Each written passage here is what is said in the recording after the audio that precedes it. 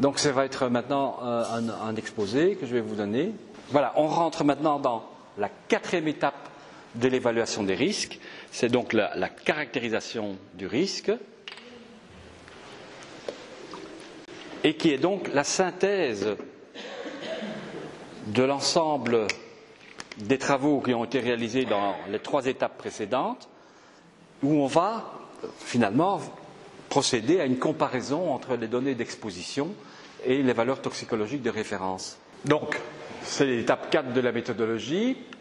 On va de nouveau se poser quelques questions sur la qualité des données et je vais vous montrer quelques exemples de problèmes que l'on peut rencontrer par manque de qualité des données et c'est vraiment crucial parce que quand les données qu'on utilise sont de mauvaise qualité, forcément la caractérisation du risque, l'avis que l'on va donner sera de mauvaise qualité également. Et parfois on peut se demander comment ça se fait que quand il y a des grandes questions, il y a plusieurs organisations internationales qui se prononcent sur un problème sanitaire et il y en a qui disent il n'y a pas de risque ou le risque est acceptable et d'autres disent le risque n'est pas acceptable, c'est qu'ils n'ont pas travaillé de la même façon, c'est qu'ils n'avaient pas les mêmes données à leur disposition. Peut-être que certains avaient des données de mauvaise qualité et donc, vous voyez, si on n'a pas la garantie qu'on travaille avec des données de qualité, le résultat de l'évaluation ne sera pas bon non plus et on va perdre toute crédibilité, toute fiabilité par rapport à nos interlocuteurs qui sont les gestionnaires de risque, qui sont les consommateurs, qui sont le grand public. Nous allons voir aussi qu'il est important d'arriver à gérer ce problème d'incertitude.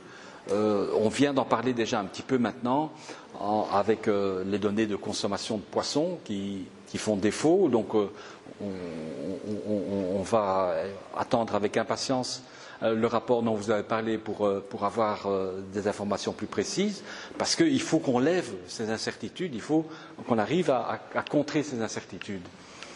Et puis, une caractérisation des risques, formellement, ça se communique sous forme d'un avis. Et donc, cet avis n'est pas rédigé n'importe comment. Il y a des qualités qui sont demandées. On va se remémorer quelles sont ces qualités-là.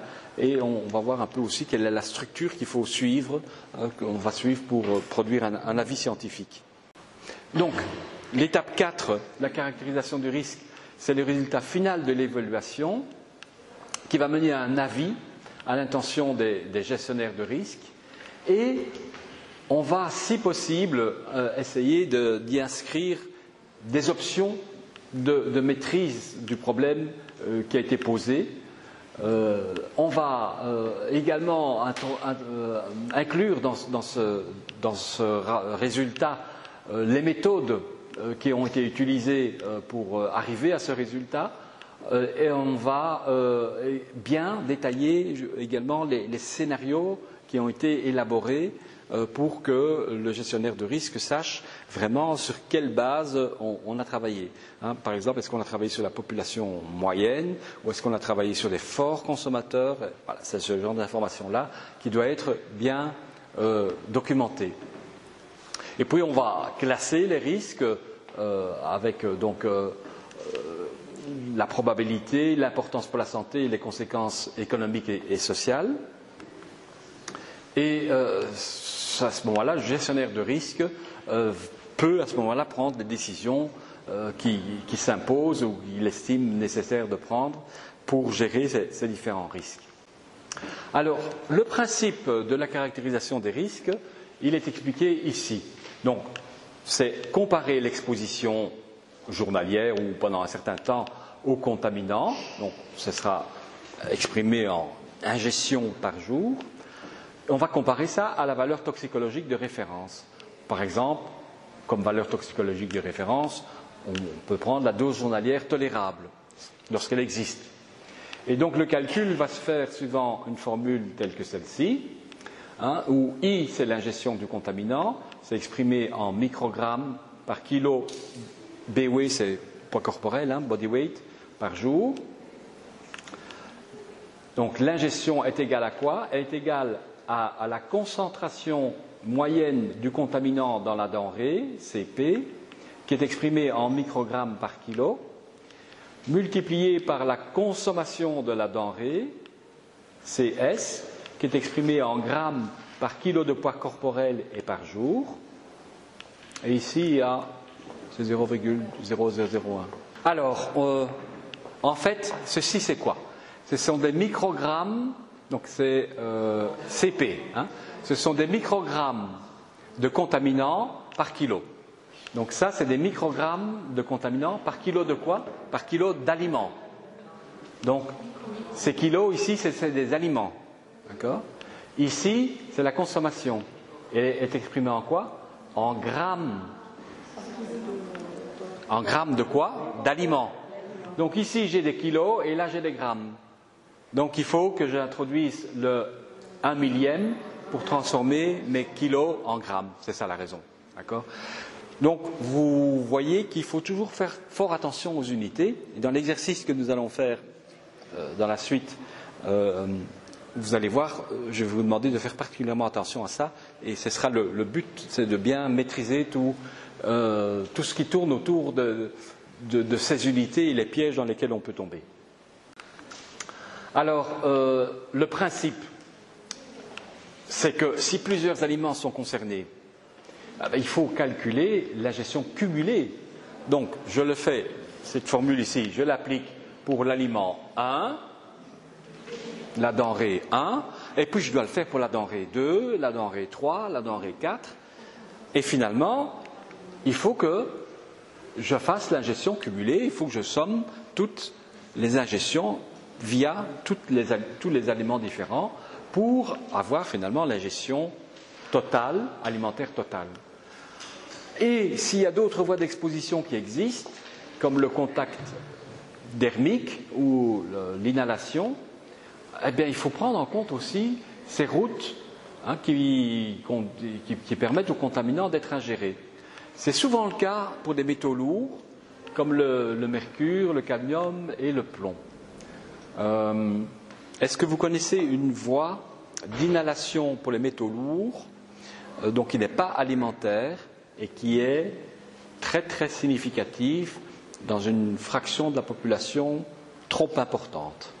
Donc, les fumeurs, ils ont une voie supplémentaire d'ingestion de toute une série de contaminants, les métaux lourds, les HAP, encore beaucoup d'autres produits cancérogènes de nature organique, qui n'est pas prise en compte par la voie alimentaire. Et donc, si on veut faire l'évaluation du risque pour les fumeurs, on doit également sommer la contribution de cette ingestion, de cette exposition par inhalation. Ok?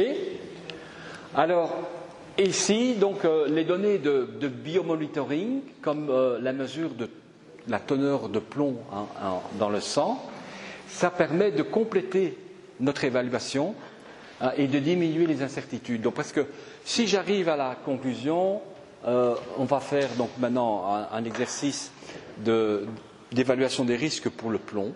Et donc, je vais prendre tous les aliments que l'on consomme qui peuvent contenir du plomb, et je vais faire donc tout ce travail d'évaluation des risques et de cumuler les ingestions par toutes les denrées, etc.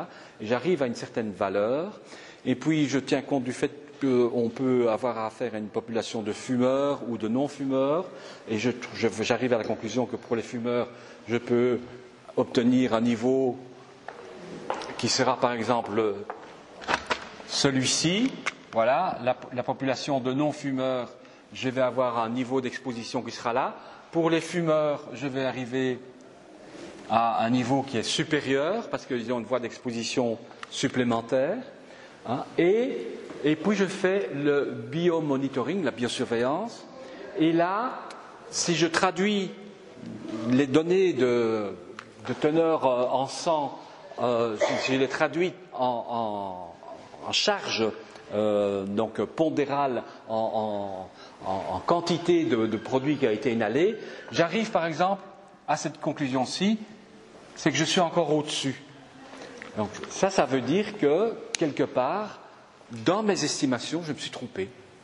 Parce que quand je fais la mesure sur les gens, en analysant le plomb dans le sang, j'arrive à la conclusion que je dois arriver à ce niveau-là. Or, j'arrive là ou là. Donc c'est qu'il y a quelque chose qui m'a échappé. Donc c'est que quelque part, j'ai commis une erreur dans mon travail d'évaluation des risques.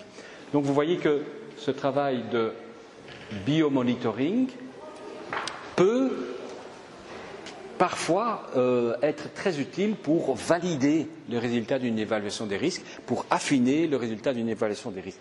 Malheureusement, on ne peut pas faire ça pour beaucoup de choses. On peut faire ça pour, justement, le plomb, c'est un bon exemple.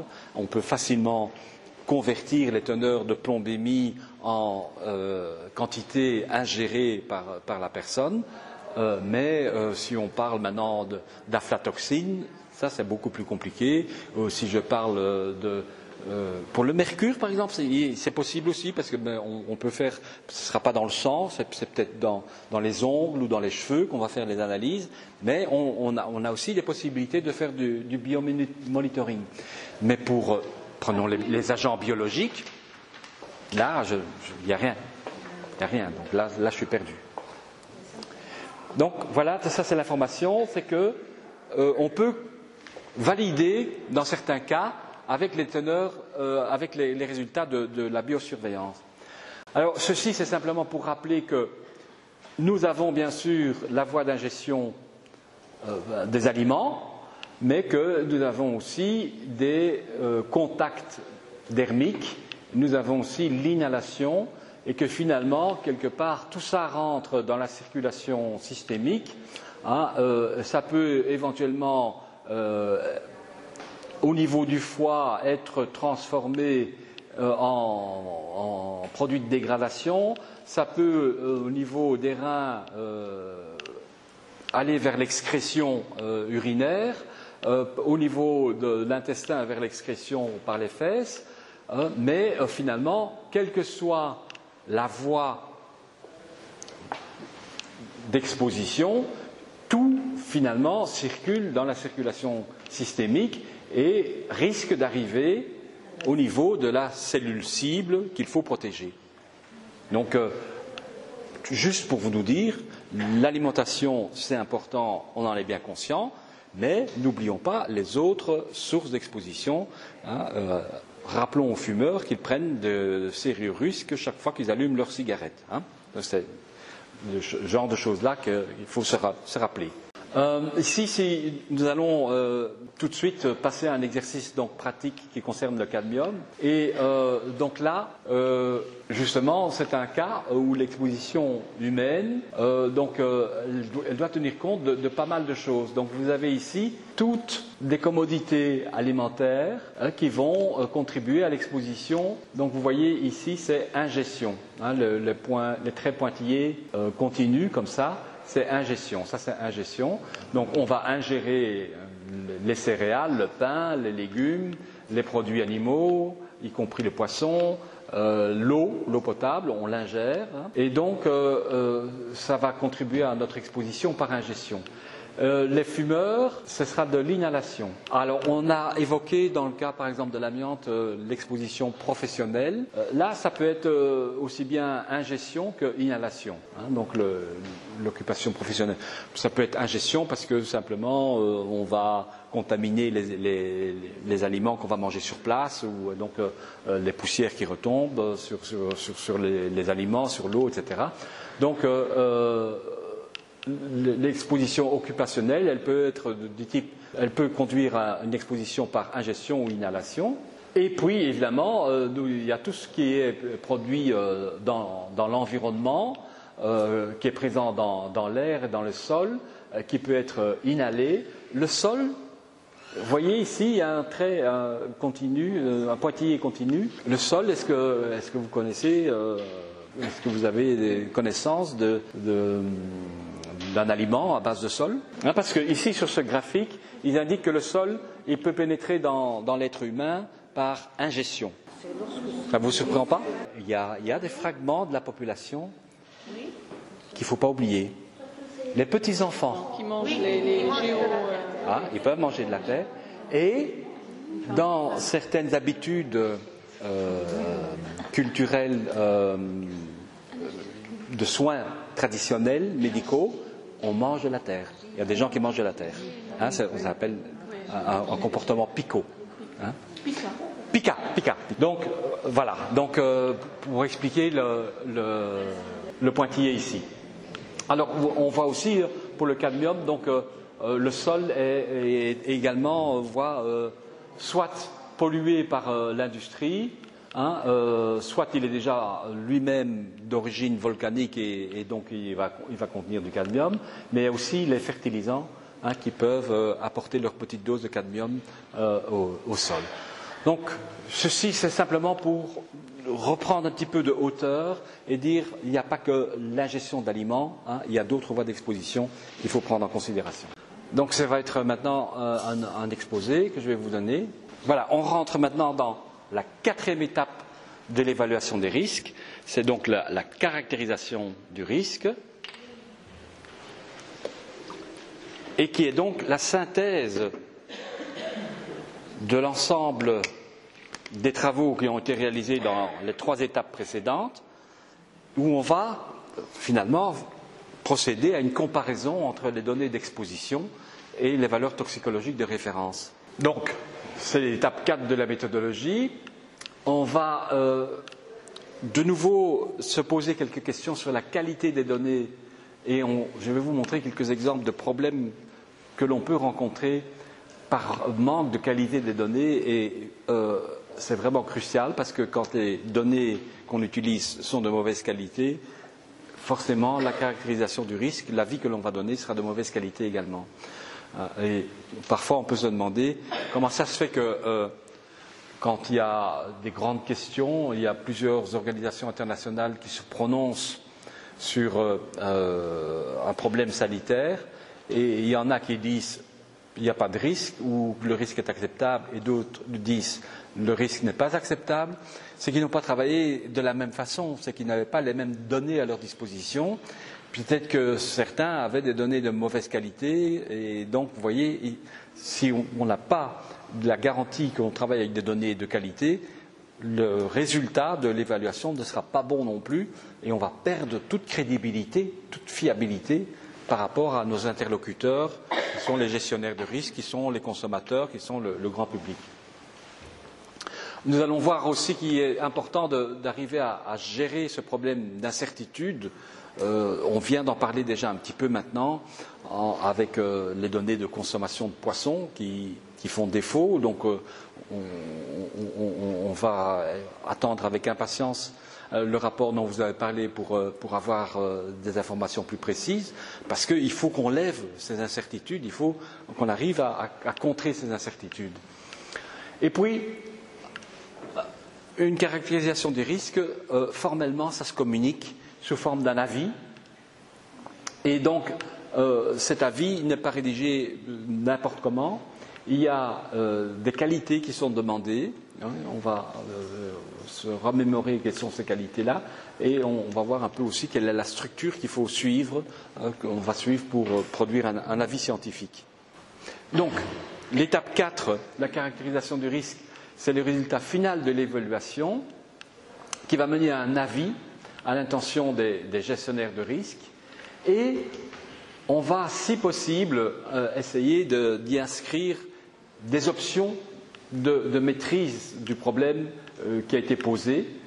On va également inclure dans ce résultat les méthodes qui ont été utilisées pour arriver à ce résultat et on va bien détailler également les scénarios qui ont été élaborés pour que le gestionnaire de risque sache vraiment sur quelle base on a travaillé. Hein, par exemple, est-ce qu'on a travaillé sur la population moyenne ou est-ce qu'on a travaillé sur des forts consommateurs? Voilà, c'est ce genre d'information-là qui doit être bien documenté. Et puis on va classer les risques avec donc la probabilité, l'importance pour la santé et les conséquences économiques et sociales. Et à ce moment-là, le gestionnaire de risque peut à ce moment-là prendre des décisions qui s'imposent ou qu'il estime nécessaire de prendre pour gérer ces différents risques. Alors, le principe de la caractérisation des risques, il est expliqué ici. Donc, c'est comparer l'exposition journalière ou pendant un certain temps aux contaminants. Donc, ce sera exprimé en ingestion par jour. On va comparer ça à la valeur toxicologique de référence. Par exemple, comme valeur toxicologique de référence, on peut prendre la dose journalière tolérable, lorsqu'elle existe. Et donc le calcul va se faire suivant une formule telle que celle-ci, où I, c'est l'ingestion du contaminant, c'est exprimé en microgrammes par kilo, BW, c'est poids corporel, body weight, par jour. Donc l'ingestion est égale à quoi? Elle est égale à la concentration moyenne du contaminant dans la denrée, CP, qui est exprimée en microgrammes par kilo, multiplié par la consommation de la denrée, CS, qui est exprimée en grammes par kilo de poids corporel et par jour. Et ici, c'est 0,0001. Alors, en fait, ceci c'est quoi? Ce sont des microgrammes, donc c'est CP, ce sont des microgrammes de contaminants par kilo. Donc ça, c'est des microgrammes de contaminants par kilo de quoi? Par kilo d'aliments. Donc, ces kilos ici, c'est des aliments. D'accord? Ici, c'est la consommation. Et est exprimée en quoi? En grammes. En grammes de quoi? D'aliments. Donc ici, j'ai des kilos et là, j'ai des grammes. Donc il faut que j'introduise le 1 millième pour transformer mes kilos en grammes. C'est ça la raison. D'accord? Donc, vous voyez qu'il faut toujours faire fort attention aux unités. Et dans l'exercice que nous allons faire dans la suite, vous allez voir, je vais vous demander de faire particulièrement attention à ça. Et ce sera le but, c'est de bien maîtriser tout ce qui tourne autour de ces unités et les pièges dans lesquels on peut tomber. Alors, le principe, c'est que si plusieurs aliments sont concernés, il faut calculer la gestion cumulée. Donc, je le fais, cette formule ici, je l'applique pour l'aliment 1, la denrée 1, et puis je dois le faire pour la denrée 2, la denrée 3, la denrée 4.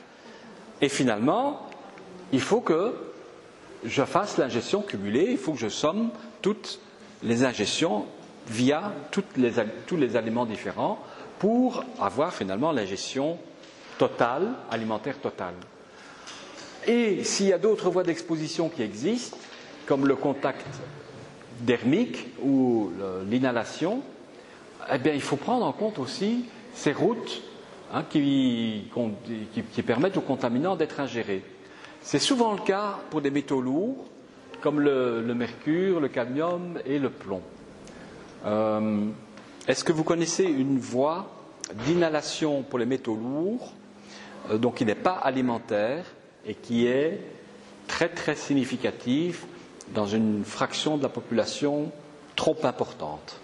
Donc, les fumeurs, ils ont une voie supplémentaire d'ingestion de toute une série de contaminants, les métaux lourds, les HAP, encore beaucoup d'autres produits cancérogènes de nature organique, qui n'est pas pris en compte par la voie alimentaire. Et donc, si on veut faire l'évaluation du risque pour les fumeurs, on doit également sommer la contribution de cette ingestion, de cette exposition par inhalation. Ok? Alors, ici, donc, les données de biomonitoring, comme la mesure de la teneur de plomb dans le sang, ça permet de compléter notre évaluation et de diminuer les incertitudes. Donc, parce que si j'arrive à la conclusion, on va faire donc maintenant un exercice d'évaluation des risques pour le plomb, et donc je vais prendre tous les aliments que l'on consomme qui peuvent contenir du plomb, et je vais faire donc tout ce travail d'évaluation des risques et de cumuler les ingestions par toutes les denrées, etc.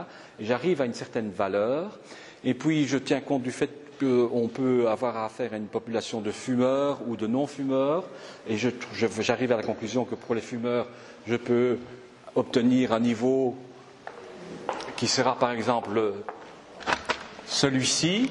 Voilà, la population de non-fumeurs, je vais avoir un niveau d'exposition qui sera là. Pour les fumeurs, je vais arriver à un niveau qui est supérieur parce qu'ils ont une voie d'exposition supplémentaire. Hein, et puis je fais le biomonitoring, la biosurveillance.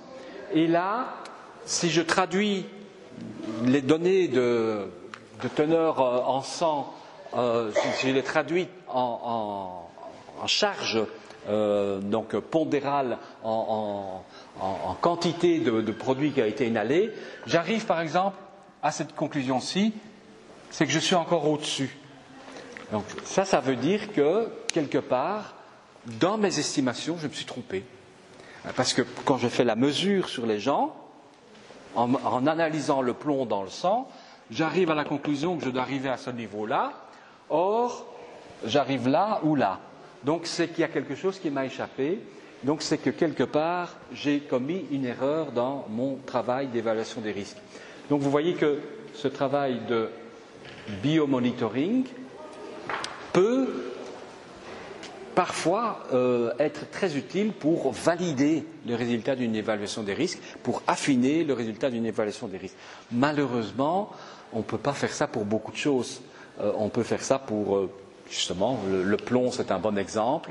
On peut facilement convertir les teneurs de plombémie en quantité ingérée par la personne. Mais si on parle maintenant d'aflatoxine, ça c'est beaucoup plus compliqué. Si je parle pour le mercure par exemple, c'est possible aussi parce que on peut faire, ce ne sera pas dans le sang, c'est peut-être dans les ongles ou dans les cheveux qu'on va faire les analyses, mais on a aussi des possibilités de faire du biomonitoring. Mais prenons les agents biologiques, là il n'y a rien. Il n'y a rien, donc là je suis perdu.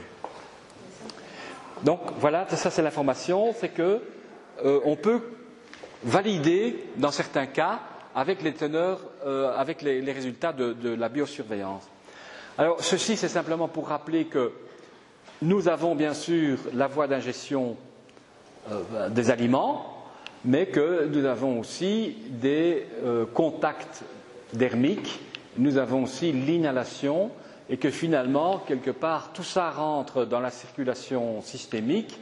Hein, ça peut éventuellement, au niveau du foie, être transformé en produit de dégradation. Ça peut, au niveau des reins, aller vers l'excrétion urinaire.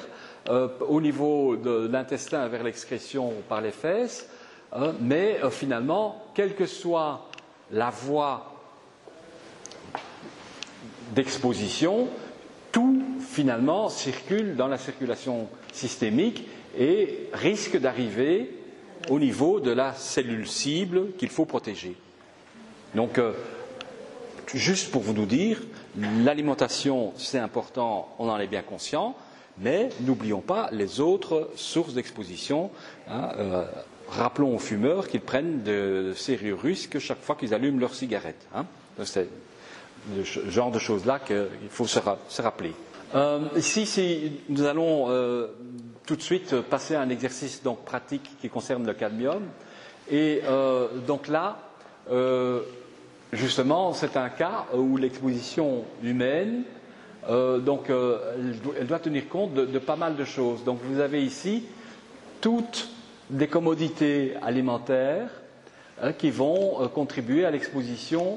Donc vous voyez ici c'est ingestion, les traits pointillés continus comme ça, c'est ingestion. Ça c'est ingestion. Donc on va ingérer les céréales, le pain, les légumes, les produits animaux, y compris les poissons, l'eau potable, on l'ingère. Et donc ça va contribuer à notre exposition par ingestion. Les fumeurs, ce sera de l'inhalation. Alors, on a évoqué, dans le cas, par exemple, de l'amiante, l'exposition professionnelle. Là, ça peut être aussi bien ingestion que inhalation. donc l'occupation professionnelle. Ça peut être ingestion parce que simplement on va contaminer les aliments qu'on va manger sur place, ou donc les poussières qui retombent sur les aliments, sur l'eau, etc. Donc l'exposition occupationnelle, elle peut être du type, elle peut conduire à une exposition par ingestion ou inhalation. Et puis, évidemment, il y a tout ce qui est produit dans l'environnement, qui est présent dans l'air et dans le sol, qui peut être inhalé. Le sol, vous voyez ici, il y a un trait continu, un pointillé continu. Le sol, est-ce que vous connaissez, est-ce que vous avez des connaissances d'un aliment à base de sol ?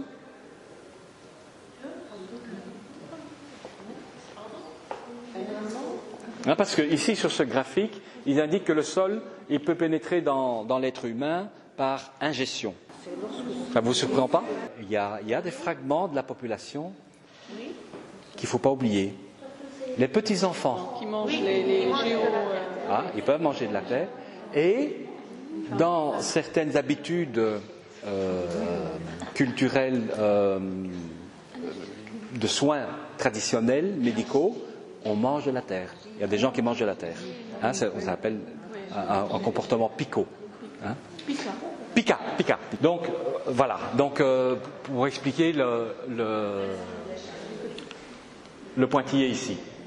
Alors, on voit aussi, pour le cadmium, donc, le sol est également, soit pollué par l'industrie, soit il est déjà lui-même d'origine volcanique et donc il va contenir du cadmium, mais aussi les fertilisants qui peuvent apporter leur petite dose de cadmium au sol.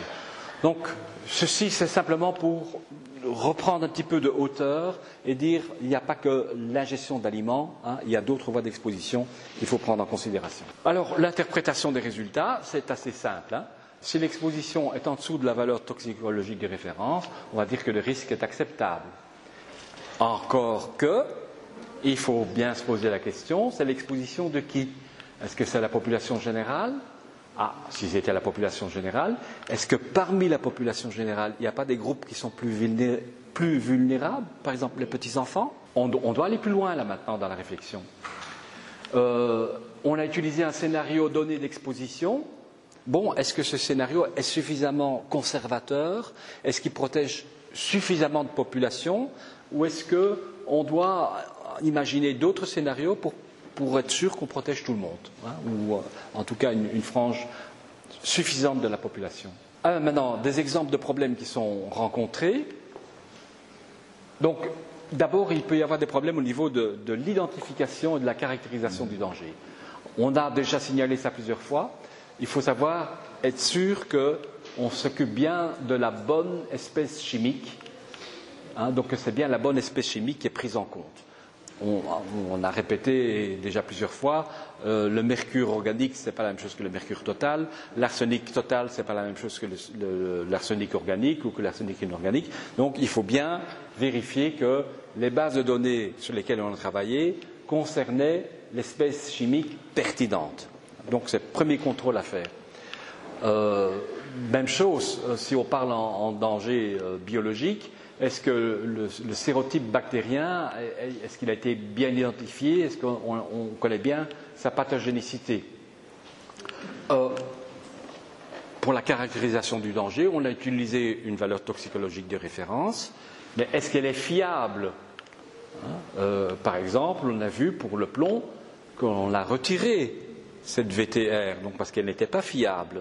Donc, les gens qui ne sont pas au courant qu'on l'a retirée, ils vont continuer à faire des évaluations de risque avec la valeur toxicologique de référence du plomb, donc la PTMI, et ils vont faire une évaluation de risque, mais qui n'est pas valable, parce que cette valeur toxicologique de référence n'est plus valable. On peut aussi se poser la question.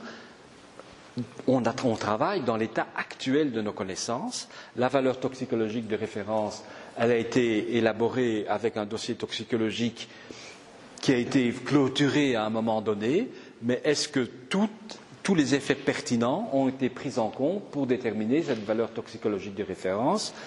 Comme je vous l'ai dit à maintes reprises, de plus en plus, on se pose des questions sur les perturbateurs endocriniens qui, pour l'instant, ne rentrent pas encore assez dans le protocole d'évaluation des risques et dans la détermination des doses sans effet. Donc, ça nous pose des questions sur la pertinence de la VTR. Donc, c'est bien de travailler avec une VTR, mais un scientifique doit toujours avoir un regard critique sur ce qu'il fait, hein, et doit quand même pouvoir réaliser que la valeur toxicologique de référence, ce n'est pas une loi qui est gravée dans le marbre, c'est le résultat de connaissances à un certain moment qui peut changer. Alors, qualité de données d'exposition, on en a déjà beaucoup parlé. Hein. Est-ce qu'on a des données en suffisance pour estimer la population cible, dans notre cas, les consommateurs de poissons?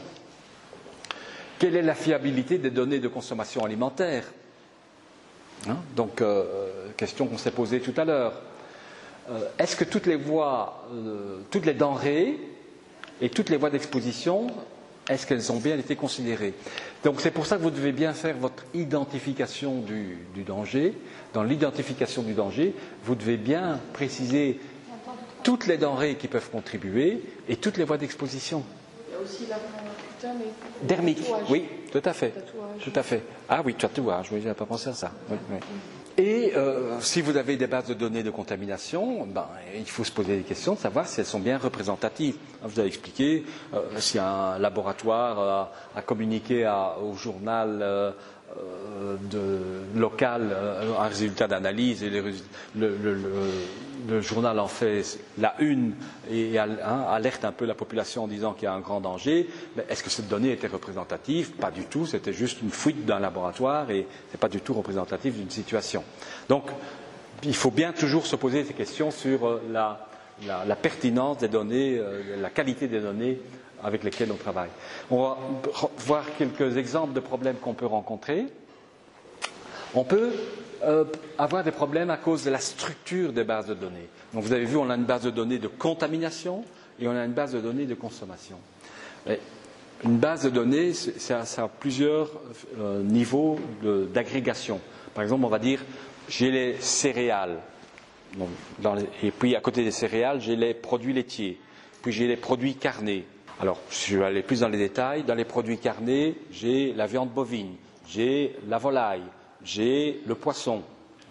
Puis, je peux aller plus dans les détails. Dans les poissons, j'ai le poisson de mer, j'ai le poisson d'aquaculture. Je vais aller plus dans le détail encore. Dans le poisson d'aquaculture, j'ai le tilapia, j'ai la carpe. Et comme ça, on peut avoir plein de niveaux de détails. Maintenant, quand on fait les bases de données de contamination, on crée une structure de base de données, voilà, sur certaines bases, et ceux qui font la consommation, ils font aussi le même genre de travail. Ils demandent combien de poissons les gens ont mangé, combien de céréales ils ont consommé, et puis ils vont regrouper ça, ils vont dire ça fait en tout autant de protéines animales, hein, ou ça fait en tout autant de produits dérivés des céréales, bon, y compris les viennoiseries, le pain, et tout ça c'est regroupé pour donner les céréales. Donc il y a une structure de base de données. Et si les bases de données n'ont pas la même structure, vous ne pouvez pas appliquer votre formule ingestion est égale à consommation fois contamination. Parce que dans consommation et dans contamination, on n'a pas la même chose. Et donc ça, c'est un problème qu'on rencontre souvent, c'est que les structures des bases de données sont établies sur des bases différentes. Parfois, c'est réglementaire. Par exemple, pour les résidus de pesticides, l'Europe exige de suivre une classification, une catégorisation des denrées bien précise, mais qui n'est pas celle que les enquêteurs sur le terrain vont utiliser pour faire les enquêtes alimentaires. Et donc on va avoir des problèmes de ce type-là. Je crois que j'ai un exemple. Oui, voilà. Donc par exemple, les légumes feuilles. Je prends l'ensemble des légumes feuilles. Vous savez, vous avez les légumes feuilles, vous avez les légumes racines, vous avez les légumes tiges. Hein, donc c'est à chaque fois des catégories de légumes différents.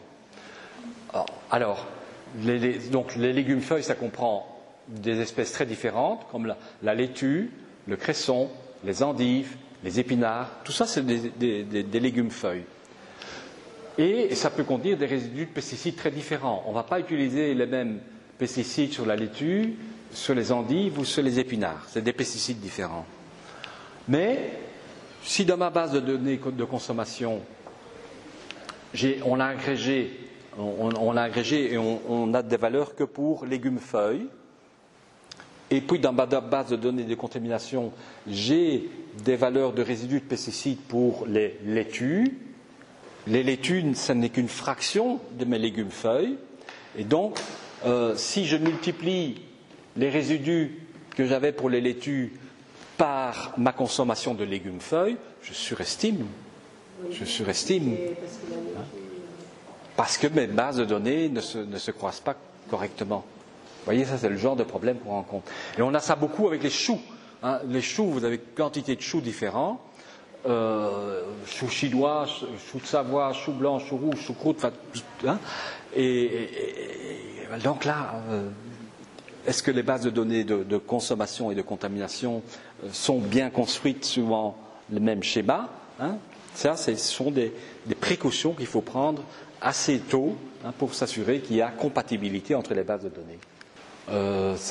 Donc on a déjà parlé de ça. Oui, la définition du résidu, on en a déjà parlé aussi. Donc,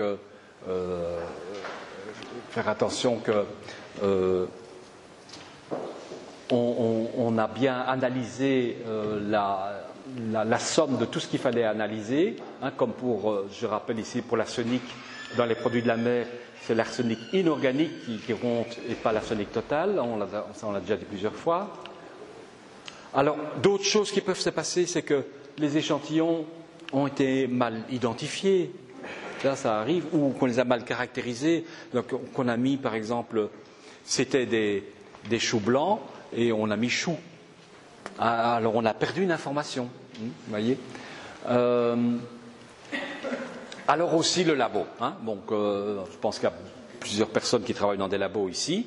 Le labo a aussi une grande responsabilité au niveau analytique, parce que le labo peut utiliser de mauvaises unités. Quelque chose qui est très fréquent, c'est qu'il y a le poids sec et le poids frais. Parfois, la législation exige de l'exprimer par poids frais ou par poids sec. Le labo, en principe, suit cette législation. Et il faut bien vérifier, parce que le labo, il a fort tendance aussi à l'exprimer par poids sec, puisqu'il va sécher le produit avant de faire l'analyse. Donc, on doit vérifier ça. Il y a aussi beaucoup de contaminants lipophiles qui sont exprimés par rapport à la fraction lipidique, donc par rapport à la teneur en graisse de l'aliment en question. Et donc, il faut bien vérifier qu'on l'a exprimé suivant les bonnes unités et ne pas introduire une confusion à ce niveau-là. Un autre problème qu'on rencontre souvent aussi, c'est que la méthode d'analyse qui a été utilisée n'est pas assez sensible. Donc la limite de quantification, LOQ, est trop élevée, et donc tout est en dessous de la limite de quantification, où 90% des échantillons sont en dessous de la limite de quantification, et la base de données ne fait pas faire grand-chose avec ça. Où le labo n'a pas de contrôle qualité, n'apporte pas la garantie que la qualité est apportée, il ne participe pas à des exercices d'intercomparaison entre laboratoires, il n'a pas d'accréditation. Donc des aspects comme ça, il faut prendre en considération. Donc ça, pour tous ceux qui travaillent dans des laboratoires, c'est très important, donc d'assurer la qualité des analyses. Et pour ça, donc, il faut un système qualité. Ça nécessite de participer à des exercices d'intercomparaison. Et ça, il y a toute une série de contrôles à réaliser. Oui, il faut aussi tenir compte dans quel contexte les données ont été collectées. Je vais prendre un exemple. Supposons qu'il existe un programme de contrôle des contaminants pour lequel on veut réaliser une évaluation des risques. Alors, ce programme de contrôle, il est normalement adapté à certains objectifs. C'est-à-dire, donc, on va avoir une approche d'échantillonnage qui est soit aléatoire, soit ciblée, suivant les objectifs que l'on a.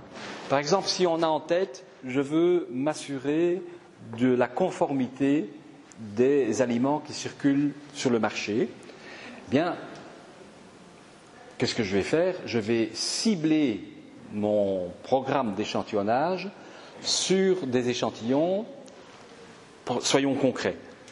On travaille dans les pesticides. Et on sait qu'il y a des pesticides qui sont utilisés de façon abusive en agrumes, en culture pour la production d'oranges. On sait qu'il y a des usages abusifs qui sont faits là. Donc je vais faire un programme de contrôle pour savoir si mes denrées sont conformes.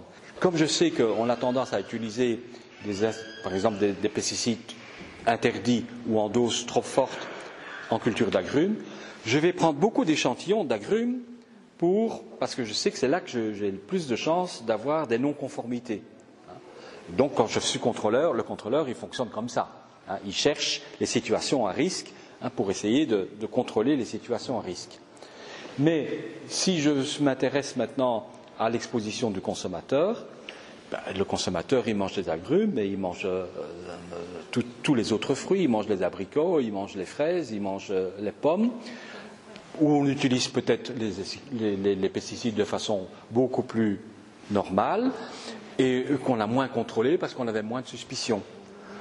Et donc, je dois tenir compte du fait que certaines programmations d'échantillonnage ont été réalisées dans une optique sélective, ciblée, et d'autres aléatoires. Et donc, en principe, je dois plutôt donner la préférence à des programmes d'analyse qui ont été conçus de façon aléatoire. Le rapportage aussi doit être adéquat. Par exemple, de nouveau, si on s'intéresse conformité ou non-conformité, le labo, il va souvent mettre comme résultat la teneur déterminée est inférieure à la limite maximale en résidus. Donc, résultat conforme. L'autorité compétente est contente avec ça. L'échantillon était conforme. Maintenant, il était conforme, mais peut-être qu'il y avait quand même quelques E. coli là-dedans, mais en dessous de 1000, c'est conforme, donc on ne le met pas.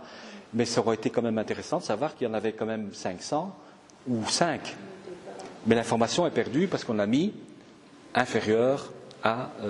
donc on l'a mis conforme ou non conforme. Donc on peut perdre, par le rapportage, on peut perdre des informations qui sont très très utiles.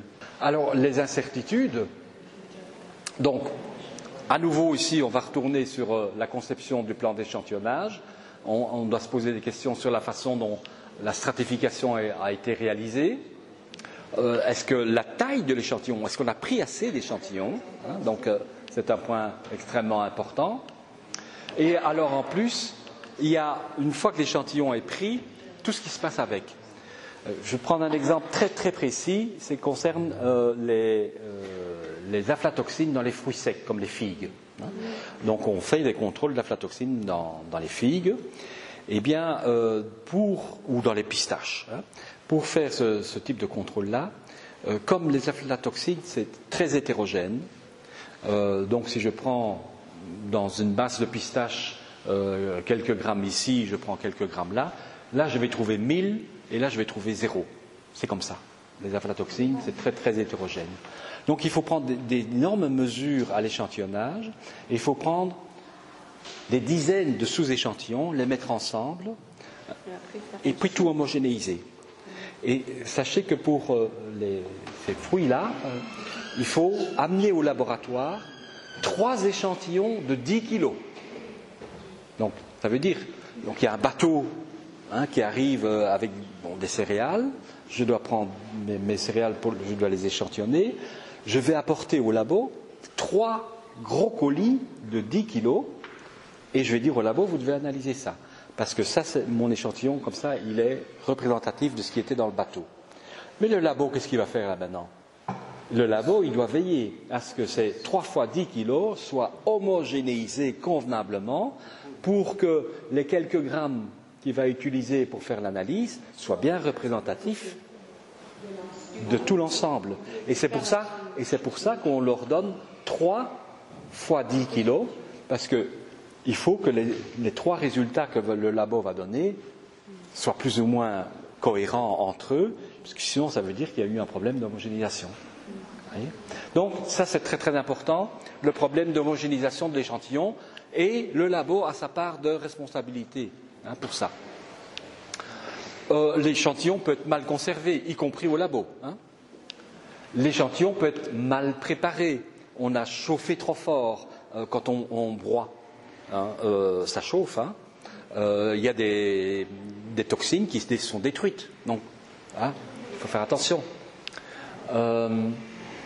L'échantillon peut être mal analysé, tout simplement, et donc on a une incertitude de mesure démesurée. Alors, quelles sont les incertitudes? Donc, manque de données concernant l'exposition. Donc, on l'a déjà dit, on va aller rapidement là-dessus. Donc, il faut travailler avec des scénarios pour essayer d'avoir le reflet de toutes les situations qui peuvent se présenter. On commence souvent par des pires cas, donc les worst case, et puis si le worst case est bon, ça va. Ça veut dire même ceux qui exagèrent sont protégés. Mais si le worst case n'est pas bon, alors parfois il faut peaufiner pour voir ce qu'il en est chez des consommateurs plus modérés, si eux aussi sont à risque ou pas. Donc il faut souvent alors avancer un peu, peaufiner dans l'évaluation du risque. Je pense que ça, on en a parlé. Donc, quand on a absence de VTR, on a difficile à faire une évaluation des risques avec ce que je vous ai apporté comme information jusqu'à ce moment-ci. En cas d'absence de VTR, on est limité. Ce qui arrive très souvent, c'est souvent le cas pour les pesticides, c'est que c'est souvent le résultat nous indique LOQ, résultat inférieur à la LOQ, et ça peut être dû parce que la méthode n'est pas assez sensible, on l'a déjà signalé également. Donc on va rapidement parler un petit peu de la qualité d'un avis scientifique, qui est évidemment le résultat de notre évaluation. Et pour avoir un avis de qualité, il faut réunir quelques conditions. Et ces conditions, il doit y avoir un cadre juridique. Donc, pour faire une évaluation de risque, il doit y avoir une entité qui fait l'évaluation de risque, un comité scientifique, un dispositif d'évaluation des risques, mais il faut un cadre juridique. Donc, il faut légaliser l'entité qui va réaliser l'évaluation. Ça, c'est un premier point à remplir, une première condition à remplir. Ensuite, il faut une bonne expertise scientifique. Dans notre comité, il faut des experts de toutes les disciplines importantes. Il faudra des chimistes, des toxicologues, des médecins, des agronomes, des vétérinaires, des biologistes, des statisticiens, des médecins, toxicologistes, on l'a dit. Et voilà, et c'est des gens qu'on doit pouvoir trouver sur place, donc si possible à Alger.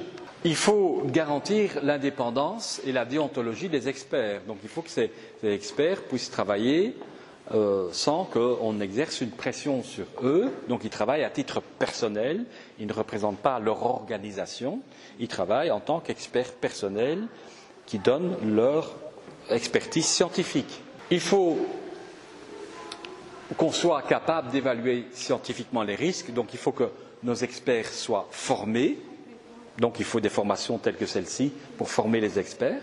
Il faut qu'on ait accès aux données, on en a parlé quand même déjà quelques fois, ce n'est pas évident d'avoir accès aux données. Il faut aussi, parce que tout ça demande quand même du travail administratif, du travail de préparation, il faut quand même un secrétariat qui organise un peu les travaux, qui fasse les convocations aux réunions, qui fasse les procès-verbaux des réunions, etc. Donc ça doit s'organiser aussi, il faut un minimum de structure administrative. Alors, le gestionnaire, à ce moment-là, élabore une demande d'avis. Le comité ou groupe scientifique va d'abord réceptionner la demande. Il va évaluer, réaliser l'évaluation qui est demandée, et puis il va communiquer son résultat sous forme de rapport ou d'avis scientifique. Il nous faut une structure pour cet avis. Ça commence bien sûr par un titre qui doit être clair, Il doit y avoir les termes de référence. Donc, on doit pouvoir voir aussi quels ont été les experts qui ont été consultés. Si possible, on va mettre un résumé en plusieurs langues pour qu'un maximum de gens puissent comprendre ce dont il s'agit. L'exposé de la demande, oui, donc ici référence c'était les experts consultés, ici exposé de la demande ce sont les termes de référence. Et puis donc on a notre évaluation des risques avec l'exposé des faits, avec l'exposé des hypothèses, des scénarios, les bases retenues pour le calcul. On va exposer les résultats, on va parler des incertitudes et on va émettre quelques conclusions. Donc, si possible, avec des recommandations, notamment avec l'impact de diverses mesures possibles. Ensuite, l'avis est transmis au gestionnaire du risque et après appréciation de différents scénarios pour les mesures de gestion à mettre en œuvre, le gestionnaire, eh bien, il fait ce qu'il veut. Il suit les recommandations ou il ne les suit pas. Il peut même aller au-delà ou il peut rester en deçà des recommandations. En fait, le gestionnaire de risque, il doit prendre en compte d'autres contraintes que celles des scientifiques. Il doit prendre en compte des informations d'ordre socio-économique, comme vous a expliqué M. Prigent le premier jour. Donc, parfois, les scientifiques ne réalisent pas de ce qui se passe sur le terrain et le gestionnaire de risque, lui, doit prendre en compte ce qui se passe sur le terrain. Et l'exemple qu'il avait donné, c'est qu'une vaccination centrifuge ou centripède, ce n'est pas forcément accepté par les producteurs et donc le gestionnaire du risque s'adapte à ce genre de situation. Donc en conclusion, la caractérisation du risque, ça constitue la synthèse de l'évaluation des risques. C'est donc le résultat de la confrontation des données d'exposition avec celles d'identification et de caractérisation du risque.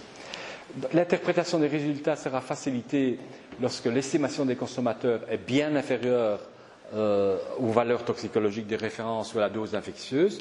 Lorsque celle-ci existe, il convient d'être prudent et de mettre en avant les sources d'incertitude potentielles. Et le résultat de l'évaluation des risques prend souvent le format d'un avis ou d'une opinion scientifique dont l'élaboration doit se réaliser en respectant des règles de transparence, de rigueur et d'objectivité scientifique. Voilà, donc on a maintenant fait le tour des 4 étapes de l'évaluation des risques. Maintenant, des exemples de problèmes qui sont rencontrés. Donc, d'abord, il peut y avoir des problèmes au niveau de l'identification et de la caractérisation du danger. On a déjà signalé ça plusieurs fois. Il faut savoir être sûr qu'on s'occupe bien de la bonne espèce chimique, donc que c'est bien la bonne espèce chimique qui est prise en compte. On a répété déjà plusieurs fois, le mercure organique, ce n'est pas la même chose que le mercure total, l'arsenic total, ce n'est pas la même chose que l'arsenic organique ou que l'arsenic inorganique. Donc il faut bien vérifier que les bases de données sur lesquelles on a travaillé concernaient l'espèce chimique pertinente. Donc c'est le premier contrôle à faire. Même chose, si on parle en danger biologique, est-ce que le sérotype bactérien, est-ce qu'il a été bien identifié? Est-ce qu'on connaît bien sa pathogénicité? Pour la caractérisation du danger, on a utilisé une valeur toxicologique de référence, mais est-ce qu'elle est fiable? Par exemple, on a vu pour le plomb qu'on a retiré cette VTR, donc parce qu'elle n'était pas fiable. Donc, les gens qui ne sont pas au courant qu'on l'a retirée, ils vont continuer à faire des évaluations de risque avec la valeur toxicologique de référence du plomb, donc la PTMI, et ils vont faire une évaluation de risque, mais qui n'est pas valable, parce que cette valeur toxicologique de référence n'est plus valable. On peut aussi se poser la question, on travaille dans l'état actuel de nos connaissances. La valeur toxicologique de référence, elle a été élaborée avec un dossier toxicologique qui a été clôturé à un moment donné, mais est-ce que tous les effets pertinents ont été pris en compte pour déterminer cette valeur toxicologique de référence. Comme je vous l'ai dit à maintes reprises, de plus en plus, on se pose des questions sur les perturbateurs endocriniens qui, pour l'instant, ne rentrent pas encore assez dans le protocole d'évaluation des risques et dans la détermination des doses sans effet. Donc, ça nous pose des questions sur la pertinence de la VTR. Donc, c'est bien de travailler avec une VTR, mais un scientifique doit toujours avoir un regard critique sur ce qu'il fait, hein, et doit quand même pouvoir réaliser que la valeur toxicologique de référence, ce n'est pas une loi qui est gravée dans le marbre, c'est le résultat de connaissances à un certain moment qui peut changer. Alors, qualité de données d'exposition, on en a déjà beaucoup parlé, hein. Est-ce qu'on a des données en suffisance pour estimer la population cible, dans notre cas, les consommateurs de poissons? Quelle est la fiabilité des données de consommation alimentaire, hein? Donc, question qu'on s'est posée tout à l'heure. Est-ce que toutes les voies, toutes les denrées et toutes les voies d'exposition, est-ce qu'elles ont bien été considérées? Donc c'est pour ça que vous devez bien faire votre identification du danger. Dans l'identification du danger, vous devez bien préciser toutes les denrées qui peuvent contribuer et toutes les voies d'exposition. Il y a aussi l'avant-cutane et dermique, tatouage. oui, tout à fait. Tatouage. Tout à fait. Ah oui, tatouage, oui, je n'avais pas pensé à ça. Oui, oui. Et si vous avez des bases de données de contamination, il faut se poser des questions de savoir si elles sont bien représentatives. Vous avez expliqué, si un laboratoire a communiqué au journal local un résultat d'analyse et le journal en fait la une et alerte un peu la population en disant qu'il y a un grand danger, mais est-ce que cette donnée était représentative? Pas du tout, c'était juste une fuite d'un laboratoire et ce n'est pas du tout représentatif d'une situation. Donc il faut bien toujours se poser ces questions sur la pertinence des données, la qualité des données avec lesquelles on travaille. On va voir quelques exemples de problèmes qu'on peut rencontrer. On peut avoir des problèmes à cause de la structure des bases de données. Donc vous avez vu, on a une base de données de contamination et on a une base de données de consommation. Et une base de données, ça a plusieurs niveaux d'agrégation. Par exemple, on va dire, j'ai les céréales, et puis à côté des céréales, j'ai les produits laitiers, puis j'ai les produits carnés. Alors, je vais aller plus dans les détails. Dans les produits carnés, j'ai la viande bovine, j'ai la volaille, j'ai le poisson.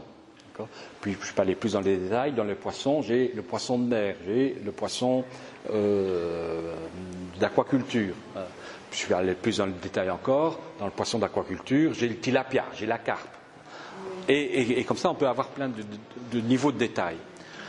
Maintenant, quand on fait les bases de données de contamination, on crée une structure de base de données, voilà, sur certaines bases, et ceux qui font la consommation, ils font aussi le même genre de travail. Ils demandent combien de poissons les gens ont mangé, combien de céréales ils ont consommé, et puis ils vont regrouper ça, ils vont dire ça fait en tout autant de protéines animales, hein, ou ça fait en tout autant de produits dérivés des céréales, donc y compris les viennoiseries, le pain, et tout ça c'est regroupé pour donner les céréales. Donc il y a une structure de base de données.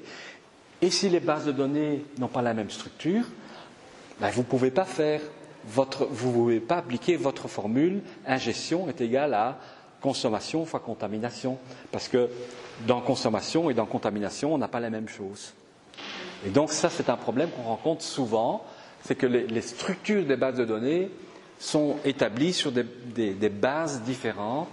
Parfois, c'est réglementaire. Par exemple, pour les résidus de pesticides, l'Europe exige de suivre une classification, une catégorisation des denrées bien précise, mais qui n'est pas celle que les enquêteurs sur le terrain vont utiliser pour faire les enquêtes alimentaires. Et donc on va avoir des problèmes de ce type-là. Je crois que j'ai un exemple. Oui, voilà. Donc par exemple, les légumes feuilles. Je prends l'ensemble des légumes feuilles. Vous avez les légumes feuilles, vous avez les légumes racines, vous avez les légumes tiges, Donc c'est chaque fois des catégories de légumes différents. Alors, donc les légumes feuilles, ça comprend des espèces très différentes, comme la laitue, le cresson, les endives, les épinards. Tout ça, c'est des légumes feuilles. Et ça peut contenir des résidus de pesticides très différents. On ne va pas utiliser les mêmes pesticides sur la laitue, sur les endives ou sur les épinards. C'est des pesticides différents. Mais si dans ma base de données de consommation, on a agrégé et on a des valeurs que pour légumes feuilles, et puis dans ma base de données de contamination, j'ai des valeurs de résidus de pesticides pour les laitues. Les laitues, ce n'est qu'une fraction de mes légumes feuilles. Et donc, si je multiplie les résidus que j'avais pour les laitues par ma consommation de légumes feuilles, je surestime. Parce que mes bases de données ne se croisent pas correctement. Vous voyez, ça c'est le genre de problème qu'on rencontre. Et on a ça beaucoup avec les choux. Les choux, vous avez quantité de choux différents. Choux chinois, choux de Savoie, choux blanc, choux rouge, choux croûte. Et donc là, est-ce que les bases de données de consommation et de contamination sont bien construites suivant le même schéma? Ça, ce sont des précautions qu'il faut prendre assez tôt pour s'assurer qu'il y a compatibilité entre les bases de données. Donc on a déjà parlé de ça. Oui, la définition du résidu, on en a déjà parlé aussi. Donc, faire attention que on a bien analysé la somme de tout ce qu'il fallait analyser, comme je rappelle ici pour l'arsenic dans les produits de la mer, c'est l'arsenic inorganique qui compte et pas l'arsenic total. Ça, on l'a déjà dit plusieurs fois. Alors, d'autres choses qui peuvent se passer, c'est que les échantillons ont été mal identifiés. Ça arrive, ou qu'on les a mal caractérisés. Donc, qu'on a mis, par exemple, c'était des choux blancs et on a mis choux. Alors, on a perdu une information. Vous voyez. Alors aussi le labo. Donc, je pense qu'il y a plusieurs personnes qui travaillent dans des labos ici. Le labo a aussi une grande responsabilité au niveau analytique, parce que le labo peut utiliser de mauvaises unités. Quelque chose qui est très fréquent, c'est qu'il y a le poids sec et le poids frais. Parfois, la législation exige de l'exprimer par poids frais ou par poids sec. Le labo, en principe, suit cette législation. Et il faut bien vérifier, parce que le labo, il a fort tendance aussi à l'exprimer par poids sec, puisqu'il va sécher le produit avant de faire l'analyse. Donc, on doit vérifier ça. Il y a aussi beaucoup de contaminants lipophiles qui sont exprimés par rapport à la fraction lipidique, donc par rapport à la teneur en graisse de l'aliment en question. Et donc, il faut bien vérifier qu'on l'a exprimé suivant les bonnes unités et ne pas introduire une confusion à ce niveau-là. Un autre problème qu'on rencontre souvent aussi, c'est que la méthode d'analyse qui a été utilisée n'est pas assez sensible. Donc la limite de quantification, LOQ, est trop élevée, et donc tout est en dessous de la limite de quantification, où 90% des échantillons sont en dessous de la limite de quantification, et la base de données ne fait pas faire grand-chose avec ça. Où le labo n'a pas de contrôle qualité, n'apporte pas la garantie que la qualité est apportée, il ne participe pas à des exercices d'intercomparaison entre laboratoires, il n'a pas d'accréditation. Donc des aspects comme ça, il faut prendre en considération. Donc ça, pour tous ceux qui travaillent dans des laboratoires, c'est très important, donc d'assurer la qualité des analyses. Et pour ça, donc, il faut un système qualité. Ça nécessite de participer à des exercices d'intercomparaison. Et ça, il y a toute une série de contrôles à réaliser. Oui, il faut aussi tenir compte dans quel contexte les données ont été collectées. Je vais prendre un exemple. Supposons qu'il existe un programme de contrôle des contaminants pour lequel on veut réaliser une évaluation des risques. Alors, ce programme de contrôle, il est normalement adapté à certains objectifs. C'est-à-dire, donc, on va avoir une approche d'échantillonnage qui est soit aléatoire, soit ciblée, suivant les objectifs que l'on a. Par exemple, si on a en tête, je veux m'assurer de la conformité des aliments qui circulent sur le marché, eh bien, qu'est-ce que je vais faire? Je vais cibler mon programme d'échantillonnage sur des échantillons, soyons concrets. On travaille dans les pesticides. Et on sait qu'il y a des pesticides qui sont utilisés de façon abusive en agrumes, en culture pour la production d'oranges. On sait qu'il y a des usages abusifs qui sont faits là. Donc je vais faire un programme de contrôle pour savoir si mes denrées sont conformes. Comme je sais qu'on a tendance à utiliser, par exemple, des pesticides interdits ou en dose trop forte en culture d'agrumes, je vais prendre beaucoup d'échantillons d'agrumes parce que je sais que c'est là que j'ai le plus de chances d'avoir des non-conformités. Donc quand je suis contrôleur, le contrôleur il fonctionne comme ça. Il cherche les situations à risque pour essayer de contrôler les situations à risque. Mais si je m'intéresse maintenant à l'exposition du consommateur, le consommateur il mange des agrumes, mais il mange tous les autres fruits, il mange les abricots, il mange les fraises, il mange les pommes, où on utilise peut-être les pesticides de façon beaucoup plus normale et qu'on a moins contrôlé parce qu'on avait moins de suspicion. Et donc, je dois tenir compte du fait que certaines programmations d'échantillonnage ont été réalisées dans une optique sélective, ciblée, et d'autres aléatoires. Et donc, en principe, je dois plutôt donner la préférence à des programmes d'analyse qui ont été conçus de façon aléatoire. Le rapportage aussi doit être adéquat. Par exemple, de nouveau, si on s'intéresse conformité ou non-conformité, le labo, il va souvent mettre comme résultat la teneur déterminée est inférieure à la limite maximale en résidus. Donc, résultat conforme. L'autorité compétente est contente avec ça. L'échantillon était conforme. Maintenant, il était conforme, mais peut-être qu'il y avait quand même quelques E. coli là-dedans, mais en dessous de 1000, c'est conforme, donc on ne le met pas. Mais ça aurait été quand même intéressant de savoir qu'il y en avait quand même 500 ou 5. Mais l'information est perdue parce qu'on l'a mis inférieur à... donc on l'a mis conforme ou non conforme. Donc on peut perdre, par le rapportage, on peut perdre des informations qui sont très très utiles. Alors les incertitudes, donc à nouveau ici on va retourner sur la conception du plan d'échantillonnage. On doit se poser des questions sur la façon dont la stratification a été réalisée. Est-ce que la taille de l'échantillon, est-ce qu'on a pris assez d'échantillons? Donc c'est un point extrêmement important. Et alors en plus, il y a, une fois que l'échantillon est pris, tout ce qui se passe avec.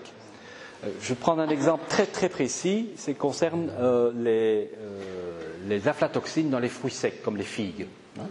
Donc on fait des contrôles d'aflatoxines dans les figues, eh bien, ou dans les pistaches. Pour faire ce type de contrôle-là, comme les aflatoxines, c'est très hétérogène, donc si je prends dans une masse de pistache quelques grammes ici, je prends quelques grammes là je vais trouver 1000 et là je vais trouver 0. C'est comme ça. Les aflatoxines, c'est très très hétérogène. Donc il faut prendre d'énormes mesures à l'échantillonnage, et il faut prendre des dizaines de sous-échantillons, les mettre ensemble, et puis tout homogénéiser. Et sachez que pour ces fruits-là, il faut amener au laboratoire 3 échantillons de 10 kilos. Donc ça veut dire, donc il y a un bateau qui arrive avec des céréales, je dois prendre mes céréales, je dois les échantillonner, je vais apporter au labo 3 gros colis de 10 kilos, et je vais dire au labo, vous devez analyser ça. Parce que ça, c'est mon échantillon, comme ça, il est représentatif de ce qui était dans le bateau. Mais le labo, qu'est-ce qu'il va faire là maintenant? Le labo, il doit veiller à ce que ces 3 fois 10 kilos soient homogénéisés convenablement pour que les quelques grammes qu'il va utiliser pour faire l'analyse soient bien représentatifs de tout l'ensemble. Et c'est pour ça qu'on leur donne 3 fois 10 kilos, parce qu'il faut que les 3 résultats que le labo va donner soient plus ou moins cohérents entre eux, parce que sinon ça veut dire qu'il y a eu un problème d'homogénéisation. Donc ça c'est très très important, le problème d'homogénéisation de l'échantillon, et le labo a sa part de responsabilité pour ça. L'échantillon peut être mal conservé, y compris au labo. L'échantillon peut être mal préparé, on a chauffé trop fort quand on broie, ça chauffe. Il y a des toxines qui sont détruites, donc il faut faire attention. L'échantillon peut être mal analysé, tout simplement, et donc on a une incertitude de mesure démesurée. Alors, quelles sont les incertitudes? Donc, manque de données concernant l'exposition. Donc, on l'a déjà dit, on va aller rapidement là-dessus. Donc, il faut travailler avec des scénarios pour essayer d'avoir le reflet de toutes les situations qui peuvent se présenter. On commence souvent par des pires cas, donc les worst case, et puis si le worst case est bon, ça va. Ça veut dire même ceux qui exagèrent sont protégés. Mais si le worst case n'est pas bon, alors parfois il faut peaufiner pour voir ce qu'il en est chez des consommateurs plus modérés, si eux aussi sont à risque ou pas. Donc il faut souvent alors avancer un peu, peaufiner dans l'évaluation du risque. Je pense que ça, on en a parlé. Donc, quand on a absence de VTR, on a difficile à faire une évaluation des risques avec ce que je vous ai apporté comme information jusqu'à ce moment-ci. En cas d'absence de VTR, on est limité. Ce qui arrive très souvent, c'est souvent le cas pour les pesticides, c'est que c'est souvent le résultat nous indique LOQ, résultat inférieur à la LOQ, et ça peut être dû parce que la méthode n'est pas assez sensible, on l'a déjà signalé également. Donc on va rapidement parler un petit peu de la qualité d'un avis scientifique, qui est évidemment le résultat de notre évaluation. Et pour avoir un avis de qualité, il faut réunir quelques conditions. Et ces conditions, il doit y avoir un cadre juridique. Donc, pour faire une évaluation de risque, il doit y avoir une entité qui fait l'évaluation de risque, un comité scientifique, un dispositif d'évaluation des risques. Mais il faut un cadre juridique. Donc, il faut légaliser l'entité qui va réaliser l'évaluation. Ça, c'est un premier point à remplir, une première condition à remplir. Ensuite, il faut une bonne expertise scientifique. Dans notre comité, il faut des experts de toutes les disciplines importantes. Il faudra des chimistes, des toxicologues, des médecins, des agronomes, des vétérinaires, des biologistes, des statisticiens, des médecins, toxicologistes, on l'a dit. Et voilà, et c'est des gens qu'on doit pouvoir trouver sur place, donc si possible à Alger. Il faut garantir l'indépendance et la déontologie des experts. Donc il faut que ces experts puissent travailler sans qu'on exerce une pression sur eux. Donc ils travaillent à titre personnel, ils ne représentent pas leur organisation, ils travaillent en tant qu'experts personnels qui donnent leur expertise scientifique. Il faut qu'on soit capable d'évaluer scientifiquement les risques, donc il faut que nos experts soient formés, donc il faut des formations telles que celle-ci pour former les experts. Il faut qu'on ait accès aux données, on en a parlé quand même déjà quelques fois, ce n'est pas évident d'avoir accès aux données. Il faut aussi,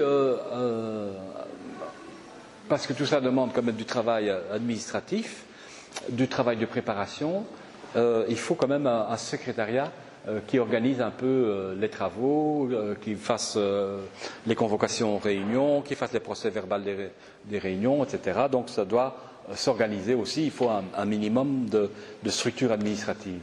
Alors, le gestionnaire, à ce moment-là, élabore une demande d'avis. Le comité ou groupe scientifique va d'abord réceptionner la demande. Il va évaluer, réaliser l'évaluation qui est demandée, et puis il va communiquer son résultat sous forme de rapport ou d'avis scientifique. Il nous faut une structure pour cet avis. Ça commence bien sûr par un titre qui doit être clair. Il doit y avoir les termes de référence. Donc, on doit pouvoir voir aussi quels ont été les experts qui ont été consultés. Si possible, on va mettre un résumé en plusieurs langues pour qu'un maximum de gens puissent comprendre ce dont il s'agit.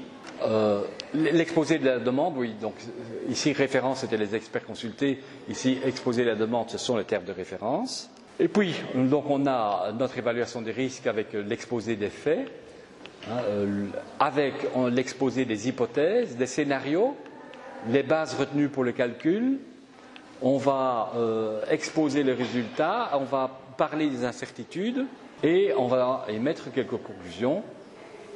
Donc, si possible, avec des recommandations, notamment avec l'impact de diverses mesures possibles.